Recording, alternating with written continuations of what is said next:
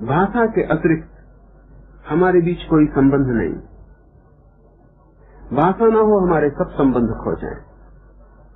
पश्चिम के मनस्विद पति पत्नियों को सलाह देते हैं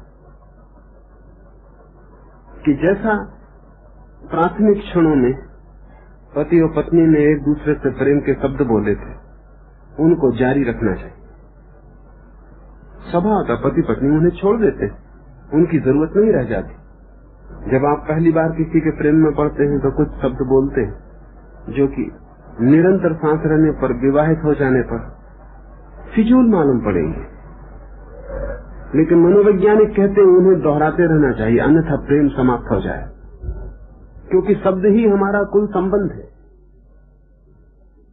तो पति चाहे वो 20 वर्ष से पत्नी के साथ हो तो भी उसे रोज दोहराना चाहिए कि मैं तेरे प्रेम में पागल हूं।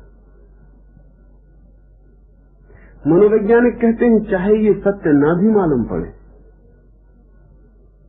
चाहे ये प्रतीति ना भी होती हो, लेकिन प्रेम की भावभंगिमा, प्रेम के शब्द, प्रेम की मुद्राएं जारी रखनी चाहिए, अन्यथा संबंध टूट जाए।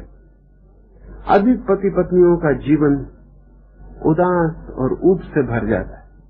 उसका बहुत कारण ये नहीं कि उनके जीवन का प्रेम समाप्त हो गया, प्रेम था तो समाप्त होता भी नहीं। शब्द थे पहले, अब वे शब्द छूट गए और निरंतर उन्हीं शब्दों को दोहराना बेहुदा मालूम पड़ता है। शब्द छूट गए, संबंध छूट गया। मौन को तो कोई समझता नहीं। अगर कोई आपको प्रेम करता हो और कहे ना, आप पकड़ ही ना पाएंगे कि प्रेम करता है। किसी तरह प्रकट न करे, भाव भंगिमा से, आंख के इशारे, शब्दों, ये सभी शब्द हैं। चुप रहे, आप कभी भी न पहचान पाएंगे कि कोई आपको प्रेम करता है। कहना पड़ेगा, प्रकट करना पड़ेगा। और तब एक बड़े मजे की घटना घटे। प्रेम ना भी हो और अगर कोई कुशल हो प्रकट करने में, तो आपको लगेगा कि प्रेम है।